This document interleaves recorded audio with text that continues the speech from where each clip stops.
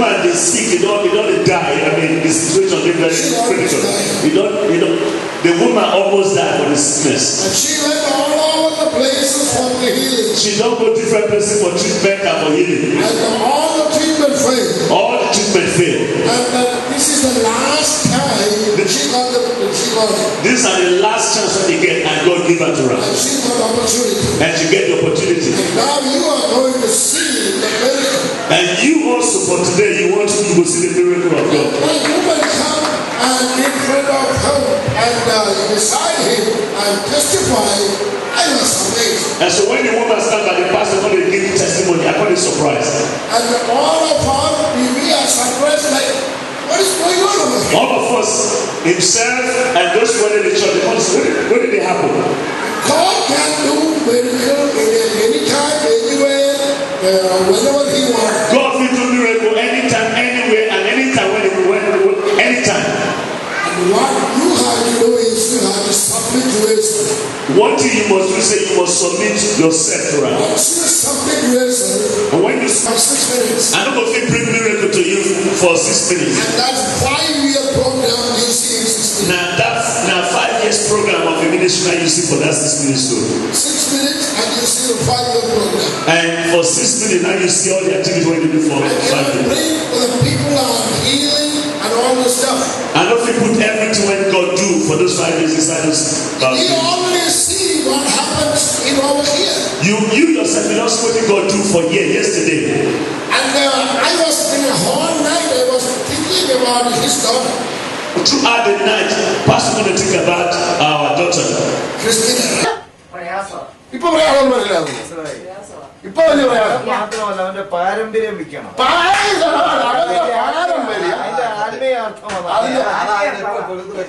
അതിന്റെ പാരമ്പര്യമായിട്ട് ലോകത്തിലായാലും കൾച്ചറിലായാലും വിശ്വാസത്തിലായാലും വാങ്ങിക്കാൻ ഒക്കത്തില്ല. ഇത് വാങ്ങാൻ എല്ലാ ആൾക്കാർക്കും അതാണ് നമ്മുടെ പാരമ്പര്യം. നമ്മൾ കളയാൻ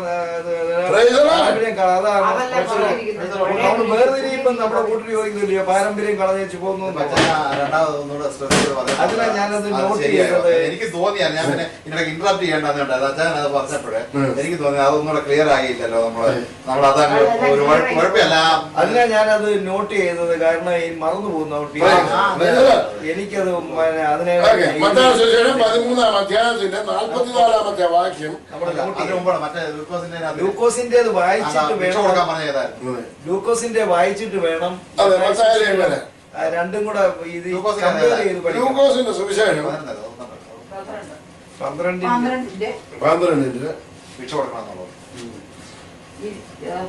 അതിന്റെ 33-ാമത്തെ വാക്യം. നിങ്ങൾക്കുള്ളത് വിറ്റ് ഭിക്ഷ കൊടുപ്പി.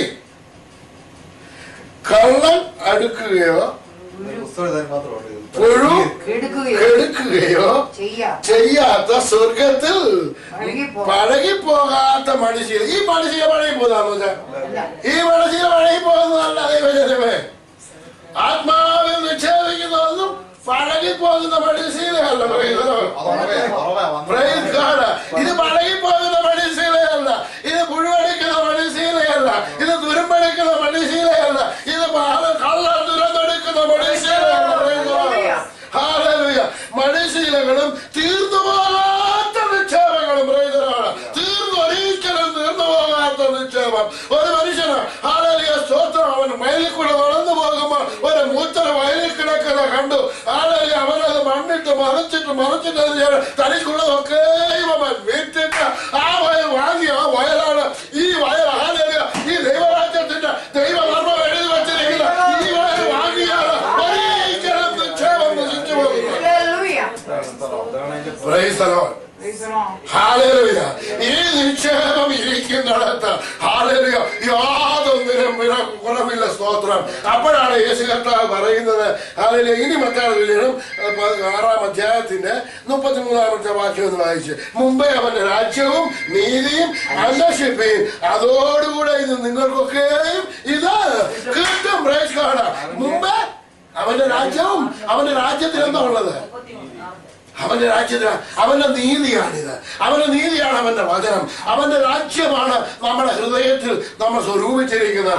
അവന്റെ നീതിയാകുന്ന വചനം, അവന്റെ നീതിമാനായിരിക്കുന്നവന്റെ വചനം നമ്മുടെ ഹൃദയത്തിൽ നിക്ഷേപിച്ച് കഴിയുമ്പോൾ നമുക്ക് ഹാലേലൂയ മറ്റൊന്നിനെ കുറിച്ച് നമ്മൾ വിചാരപ്പെടുകയില്ല. ഞാൻ എന്ത് തിന്നും, എന്ത് കുടിക്കും, എന്റെ കുഞ്ഞിനെ പറ്റി ഞാൻ ഭാരപ്പെടത്തില്ല, എന്റെ മക്കളെ പറ്റി ഞാൻ ഭാരപ്പെടത്തില്ല, എനിക്കുള്ളതിനെ പറ്റി ഞാൻ ഭാരപ്പെടത്തില്ല, എന്റെ ഭർത്താവിനെ പറ്റി ഞാൻ ഭാരപ്പെടത്തില്ല, എന്റെ ഭാര്യയെ പറ്റി ഞാൻ ഭാരപ്പെടത്തില്ല, ഹാലേലൂയ എന്റെ സഭയെ പറ്റി ഞാൻ ഭാരപ്പെടത്തില്ല, എന്റെ സമൂഹത്തെ പറ്റി ഞാൻ ഭാരപ്പെടത്തില്ല.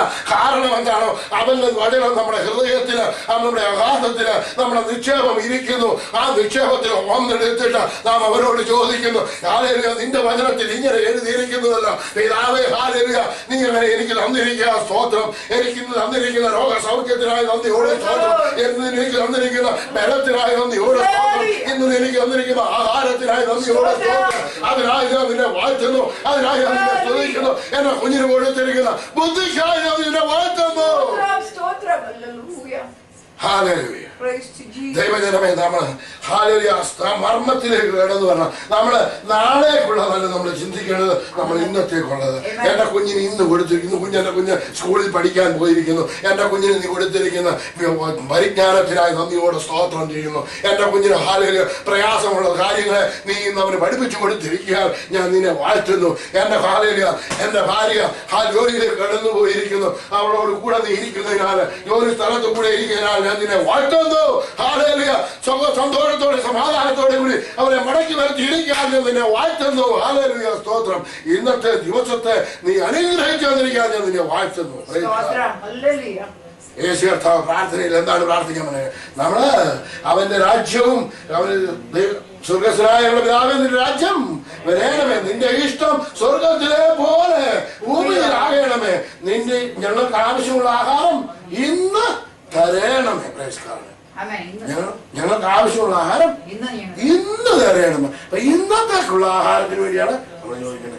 ആഹാരം നമ്മൾ ചോദിക്കുമ്പോൾ നമ്മുടെ രോഗസൗഖ്യം, നമ്മുടെ ആഹാരം നമുക്ക് ആവശ്യമാണ്. നമ്മുടെ കുഞ്ഞുങ്ങളുടെ ആവശ്യം, നമ്മുടെ പ്രയാസങ്ങൾ, കുഞ്ഞുങ്ങൾക്കുണ്ടാകുന്ന ഹാലേലൂയ വരാമാകുന്ന സകല കാര്യങ്ങളും, നമ്മുടെ ഭവനത്തിൽ വരാമാകുന്ന സകലത്തിനെ നമ്മൾ ഇന്നത്തേക്കുള്ള നമ്മൾ ചോദിക്കും.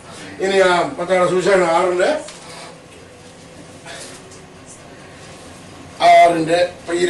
വാക്യം വെച്ച് 21. നിന്റെ നിക്ഷേപമുള്ളിടത്ത് നിന്റെ പ്രേസ് ഗോഡ്.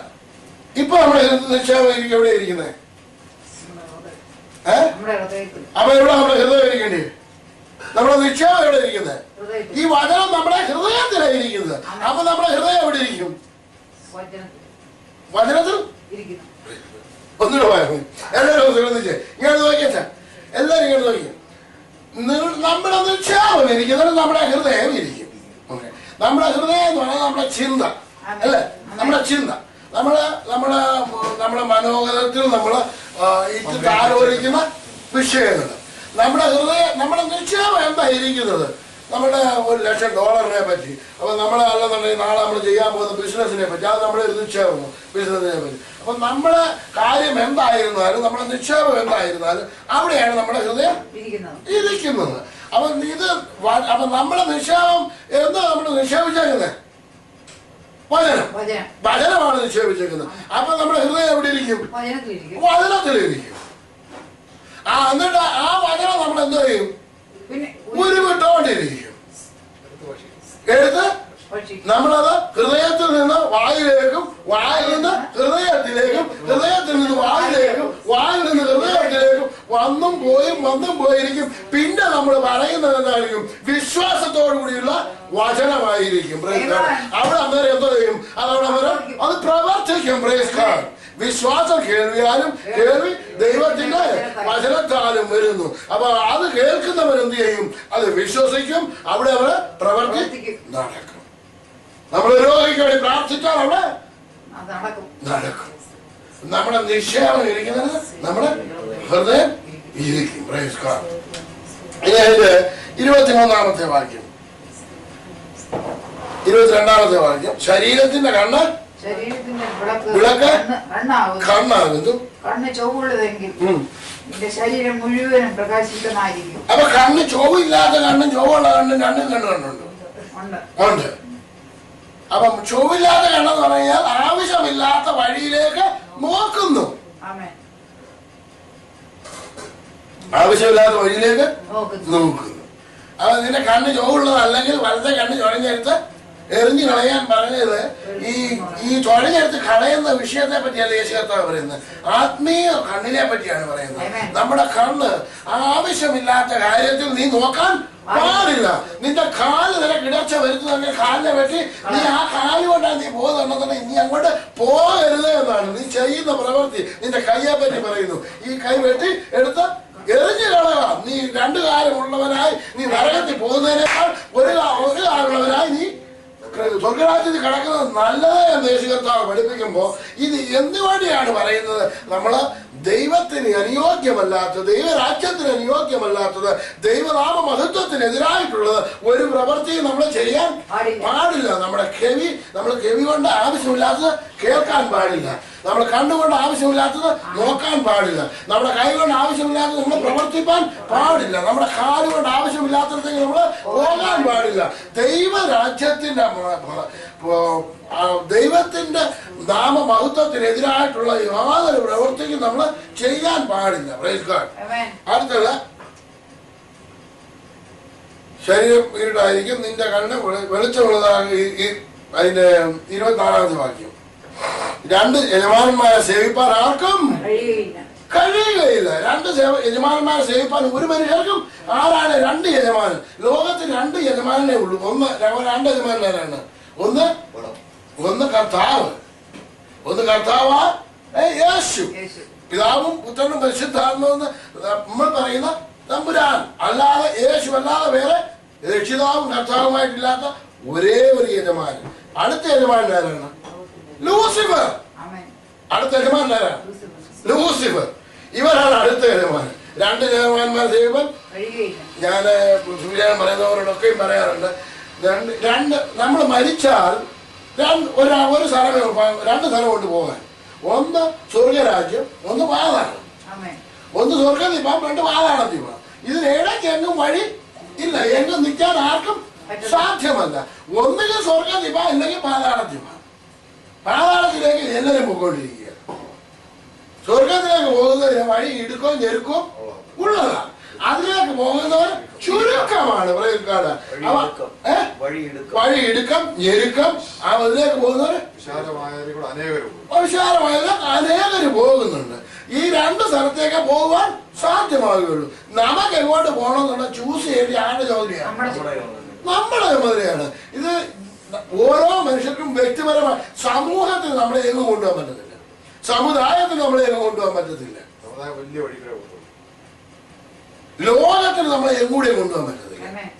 നമ്മള് ഒരുവനായിട്ട് ജനിച്ചു, ഒരുവനായിട്ടും തന്നെയാണ് തിരിച്ചു പോകുന്നത്. ആരും നമ്മൾ വന്നപ്പോ ആരെയും കൂടെ കൊണ്ടുവന്നില്ല, പോകുമ്പോഴാരെ കൂടെ കൊണ്ടുപോകുന്നതുമില്ല. ആരെയും കൂടെ കൊണ്ടുവന്നു? ആരെയും നമ്മളെ കൂടെ ആരെയും കൂടെ കൊണ്ടുപോയിട്ടുണ്ട്? ആരും കൂടെ കൊണ്ടുപോയിട്ടില്ല. അപ്പം ഇവിടെ നമ്മൾ സൂക്ഷിക്കേണ്ട വിഷയം എന്താണ്? നമ്മൾ എങ്ങോട്ടാണ് പോകുന്നത്? എന്നെ കേൾക്കുന്ന ജനമേ, നമ്മൾ എങ്ങോട്ടാണ് പോകുന്നത്? എന്റെ പോക്ക് എങ്ങോട്ടാണ്? ഞാൻ എവിടെയാണ് നിക്ഷേപങ്ങളെ സ്വരൂപിക്കേണ്ടത്? ഞാൻ എന്തിനു വേണ്ടി നിക്ഷേപം സ്വരൂപിക്കണം? എനിക്ക് സ്വർഗത്തിൽ പോകാനുള്ളതുകൊണ്ട് നിക്ഷേപം സ്വരൂപിക്കേണ്ട ആവശ്യം ഇല്ല. കാരണം നീ ഓൾറെഡി പാതാളത്തിലേക്കാണ് പോകുന്നത്. നീ ഓൾറെഡി പാതാളത്തിലേക്ക് തന്നെയാണ് പോകുന്നത്. അതിന് വേറെ സ്ഥലം അന്വേഷിക്കേണ്ടി. ഞാൻ രക്ഷിക്കപ്പെടുന്നതിന് മുമ്പ് ഞാൻ ബോംബെയിലായിരുന്നു. പറഞ്ഞ് പാതാളത്തിന് പോലും നിന്നെ വേണ്ട. പാതാളത്തിന് പോലും നിന്നെ കാരണം അതുപോലെ നീ വെറി പിടിച്ച് കിടക്കുന്നവന് എന്ന് പറഞ്ഞൊരു പഴഞ്ചൊല്ല് പറയാറുണ്ട്. കാരണം അവിടെ ബോംബെയിലൊക്കെ ഇതൊരു പഴഞ്ചൊല്ലാണ്. പാതാളത്തിന് പോലും നിന്നെ വേണ്ട. കാരണം അതുപോലെ നീ അങ്ങ് വെറി പിടിച്ച് നടക്കുന്നവനാണ് എന്ന് പറഞ്ഞു കഴിഞ്ഞാൽ അത്രയ്ക്കും ഹീനമായിട്ടുള്ള ലെവലിലേക്ക് മനുഷ്യൻ നടക്കുന്നു. കാരണം ദൈവത്തെ അന്വേഷിപ്പാൻ, അവന്റെ രാജ്യത്തിലേക്ക് ഉള്ള കാര്യങ്ങളെ അറിയുവാൻ മനുഷ്യൻ മനസ്സില്ലാതെ നശിച്ചുകൊണ്ടിരിക്കുന്ന ഒരു ലോകത്തിലാണ് നാം ഒക്കെയും ആയിരിക്കുന്നത്. സ്തോത്രം. ഈ അടുത്തത് അതിന്റെ അതിനടുത്ത വാക്യം വായിച്ചിട്ട്. അതുകൊണ്ട് ഞാൻ നിങ്ങളോട് പറയുന്നത് എന്ത് തിന്നും എന്ത് കുടിക്കും എന്ന് നിങ്ങളുടെ ജീവനായിക്കൊണ്ട് എന്ത് ഉടുക്കും എന്ന് ശരീരത്തിനായിക്കൊണ്ട് വിചാരപ്പെടരുത്. എന്തുടുക്കും ശരീരത്തിനായിക്കൊണ്ടും വിചാരപ്പെടരുത്. ഇപ്പൊ നമുക്ക് തോന്നുന്നുണ്ടോ ഇതിന് വിചാരപ്പെടേണ്ട ആവശ്യമുണ്ടെന്ന് തോന്നുന്നുണ്ട്? ഇത് നമ്മൾ കേട്ട് കഴിഞ്ഞല്ലോ. ഇത് മനസ്സിലായി കഴിഞ്ഞപ്പോ നമുക്ക് എന്തിനെ പറ്റി വിചാരപ്പെടേണ്ട ആവശ്യം ഇല്ല. പിന്നെ അടുത്തത് ആഹാരത്തെക്കാൾ ജീവനും ഉടുപ്പിനേക്കാൾ ശരീരവും വലുതല്ലയോ. ആകാശത്തിലെ പറവുകളെ നോക്കുകയും. കഴിഞ്ഞ ദിവസം പറവകളെ പറ്റി ഞാൻ പഠിപ്പിച്ചാണ് അല്ലെ? പറവയെ പറ്റിയും താമരയെ പറ്റിയും പഠിപ്പിച്ചതാണ്. കിങ്ഡം പ്രിൻസിപ്പലിനകത്ത് വളരെ വ്യക്തമായിട്ട് പഠിപ്പിച്ചതാണ്. അത് ഇനി രണ്ടാമത് ആവർത്തിക്കേണ്ട ആവശ്യമില്ല. അപ്പോ കാക്കയെ നോക്കുവിൻ, അത് വിതയ്ക്കുന്നില്ല, കൊയ്യുന്നില്ല, കളപ്പുരകൾ കൂട്ടുന്നില്ല, ദൈവം അവയെ പോറ്റുന്നു. ഇനി ആ ലൂക്കോസ് 12-ാം അധ്യായത്തിനകത്ത് 6-ാമത്തെ വാക്യം ഒന്ന് വായിച്ചു. 6, 7, 8 വാക്യം. 6, 7 വാക്യം. 2 കാശിന് 5 കുരയിലിനെ വിൽക്കുന്നില്ല. അന്നത്തെ കാലത്തെ സംഭവങ്ങളാണ് പറയുന്നത്. അല്ല, 12-ന്റെ 6-ാമത്തെ ലൂക്കോസ് 12-ന്റെ 6. 2 കാശിന് 5 കുരയിലിനെ വിൽക്കുന്നില്ല. അവയിൽ ഒന്നിനെ പോലും ദൈവം മറന്ന് പോകുന്നില്ല. നിങ്ങളുടെ തലയിലെ മുടി പോലും എല്ലാം എണ്ണിയിരിക്കുന്നു. ദൈവജനമേ, ഇതുപോലത്തെ ഒരു ദൈവം ആരുണ്ട്? ഒരു കുഞ്ഞ് ജനിക്കുമ്പോൾ അതിന്റെ തലയിലെ തലമുടി പോലും എണ്ണിയാണ് അതിനെ സൃഷ്ടിച്ചിരിക്കുന്നത്. ദൈവം അറിയാ തലയിൽ ഒരു രോമം പോലും പൊഴിഞ്ഞ് പോകാൻ സാധ്യമല്ല. അപ്പൊ 2 കാശിന് 5 കുരികളിലെ വിൽക്കുന്ന അവയിൽ ഒന്നിനെ പോലും ദൈവം മറന്നിട്ടില്ല. അപ്പം വിശേഷം അതിന് താഴത്തെ വാക്കിയിരുന്ന് വായിച്ച് പിന്നെ അടുത്തത് നിങ്ങളുടെ തലയിലെ മുടി പോലും എല്ലാം വേണ്ടിയിരിക്കുന്നു. ആകയാൽ ഭയപ്പെടേണ്ട, ഏറിയ കുരികളിനേക്കാളും നിങ്ങൾ എന്താണ് നമ്മളെ വിശേഷമുള്ളവരായിരിക്കുന്നത്? അവന്റെ സാദൃശ്യത്തിലും സ്വരൂപത്തിലും നമ്മെ സൃഷ്ടിച്ചിരിക്കുന്നതിനാൽ നമുക്ക് എന്തുണ്ട്?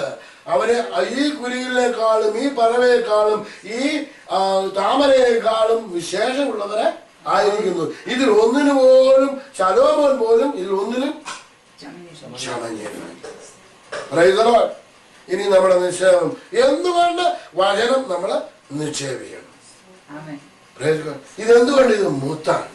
നമ്മൾ അറിഞ്ഞിരിക്കണം. 119-ാമത്തെ സങ്കീർത്തനം ഒന്നെടുത്താണ്. സ്തോത്രം.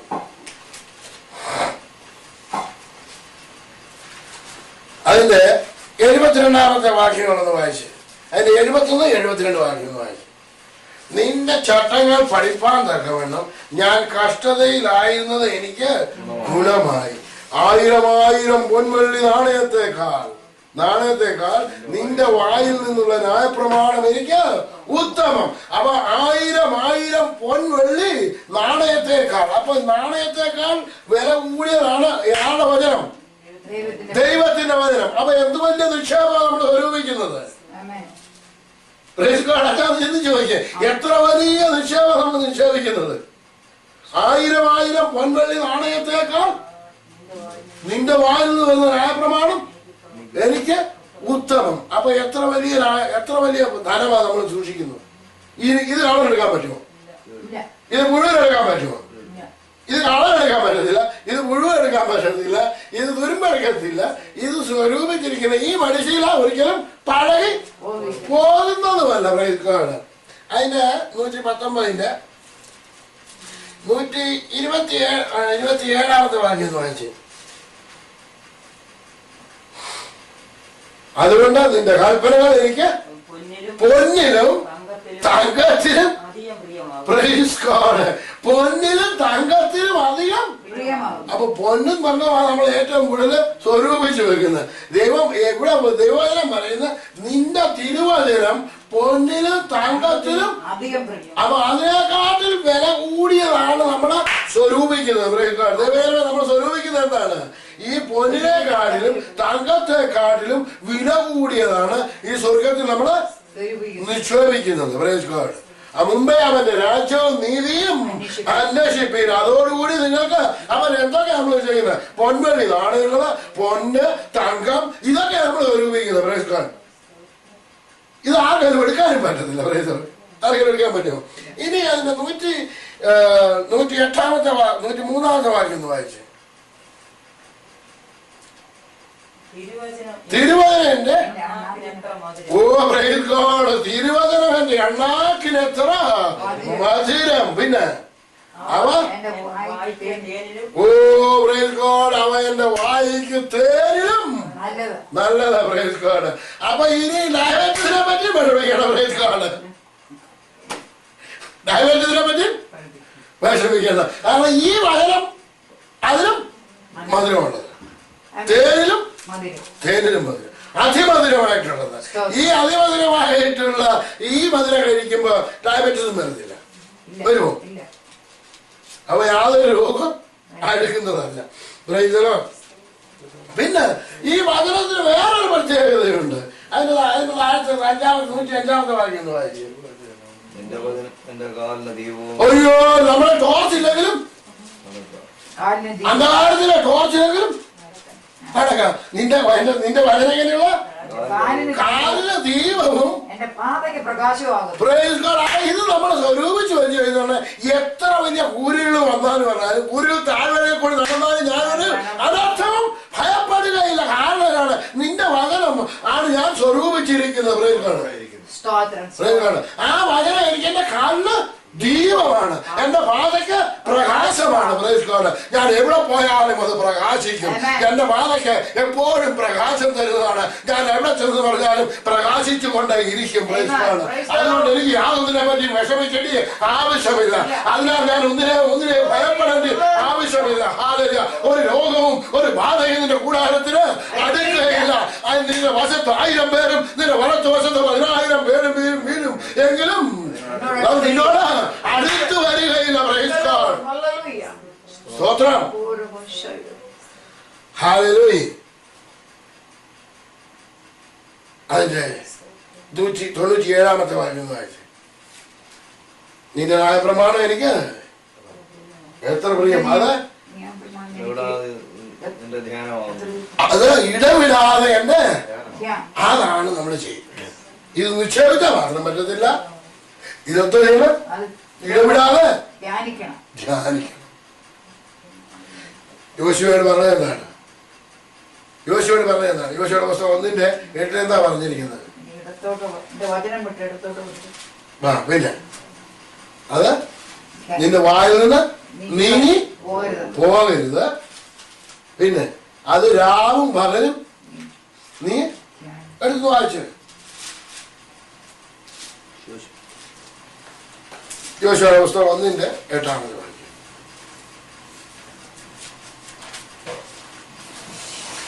ഈ ന്യായപ്രമാണ പുസ്തകത്തിലുള്ളത് നിന്റെ വായിൽ നിന്ന് നീങ്ങിപ്പോകരുത്. നിന്റെ വായിൽ നിന്ന് നീങ്ങിപ്പോകരുത്.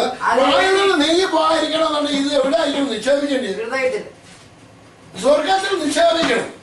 പുഴുവും തുരുമ്പ് കെടുക്കാതെ കള്ളം മോഷിക്കാതെ ഇരിക്കുന്ന സ്വർഗത്തിൽ നിന്റെ നിക്ഷേപത്തെ സ്വരൂപിച്ചാൽ നീ എവിടെ നീങ്ങി പോകത്തില്ല.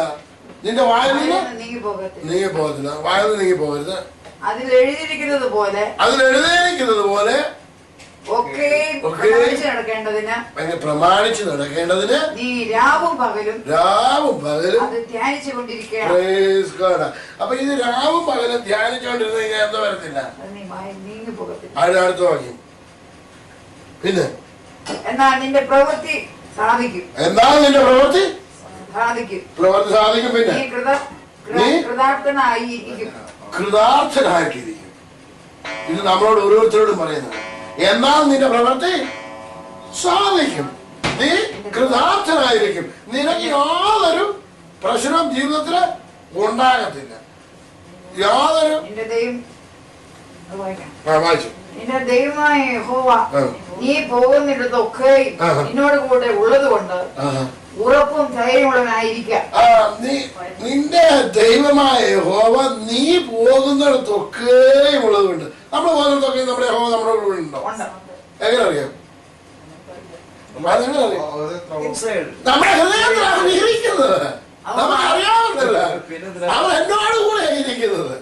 അതുകൊണ്ട് നമ്മൾ പോകുന്നിടത്തൊക്കെ ഞാൻ നിന്നോട് കൂടെ ഒന്നിനു പോയാലും മാമീനി. യഹോവ നീ പോകുന്നിടത്തൊക്കെ നിന്നോട് കൂടെ ഉള്ളത് കൊണ്ട് യഹോവ നീ പോകുന്നിടത്തൊക്കെ നിന്നോട് കൂടെ ഉള്ളത് കൊണ്ട് ഉറപ്പും ധൈര്യമുള്ളവനായിരിക്കും. ഉറപ്പും ധൈര്യമുള്ളവൻ ആയിരിക്കാം. ഭയപ്പെടരുത്, ഭ്രമിക്കുകയുമരുത് എന്ന് ഞാൻ നിന്നോട് കൽപ്പിച്ചുവല്ലോ. പ്രൈസ് ഗോഡ് എന്ന് ഞാൻ നിന്നോട് കൽപ്പിച്ചുവല്ലോ. അപ്പം നമ്മൾ ഉറപ്പും ധൈര്യവും ഉള്ളവരായിരിക്കണമെന്നുണ്ടെങ്കിൽ നമ്മൾ എന്ത് നിക്ഷേപിക്കണം? പുഴുവും തുരുമ്പും എടുക്കുന്ന ഈ ലോകത്തില് നമ്മുടെ നിക്ഷേപം ആയിരിക്കരുത്. നമുക്കുള്ളതൊക്കെയും വിറ്റിട്ട് നമ്മൾ എന്തോ ചെയ്യണം? നമ്മള് ഈ പുഴുവെടുക്കാത്തതും തുരുമ്പെടുക്കാത്തതും കള്ളന്മാർത്തിനും ദോഷിക്കാത്തതുമായ സ്വർഗത്തിൽ നമ്മുടെ നിക്ഷേപത്തെ സ്വരൂപിക്കണം. അവിടെയാകുമ്പോ പിന്നെ നമുക്ക് ഒന്നിനെ പറ്റിയും ഭയപ്പെടേണ്ട ആവശ്യമില്ല. നീ ഉറപ്പുള്ളവരായിരിക്കും, നീ ധൈര്യമുള്ളവരായിരിക്കും, നിനക്ക് നീ ചെയ്യുന്നതൊക്കെയും സാധിക്കും, നീ കൃതാർത്ഥരായിരിക്കും. സ്തോത്രം. ഇനി ലൂക്കോസിന്റെ സുവിശേഷത്തിലേക്ക് കടന്നു. ലൂക്കോസിന്റെ സുവിശേഷം 12 ഈ വകയൊക്കെ ലോകജാതികൾ അന്വേഷിക്കുന്നു പറയുന്നു. അപ്പൊ നാളെ എന്ത് കുടിക്കുന്നു തിന്നുമെന്നുള്ളത് ആരാ അന്വേഷിക്കുന്നത്? നമുക്ക് ഇതിനെപ്പറ്റി അന്വേഷിക്കേണ്ടി വല്ല ആവശ്യമില്ല. പണ്ടൊക്കെ അത് ഒത്തിരി പാരമ്പര്യ ചിന്തിക്കുമായിരുന്നു. ഞാൻ പണ്ടും അധികം ഒന്നും ഭാരപ്പെടാറില്ലായിരുന്നു. ഇപ്പോഴൊന്നും ഒട്ടും ഭാരപ്പെടാറില്ല. കാരണം എന്താണെന്നറിയാം, ഇപ്പൊ ഒന്നിനെ പറ്റി വിചാരപ്പെടേണ്ടി കാര്യമില്ല. പിന്നെ അടുത്ത് വായിക്കുന്നത് 31. ഈ വഴിയൊക്കെ ലോകജാതികൾ അന്വേഷിക്കുന്നു. നിങ്ങളുടെ പിതാവോ ഇവ ആവശ്യമെന്ന് അറിയുന്നു. അവരെങ്ങനെ അറിയുന്നത്? അവരെങ്ങനെ ഇതൊക്കെ അറിയുന്നത്? നമുക്കിത് ആവശ്യമെന്ന്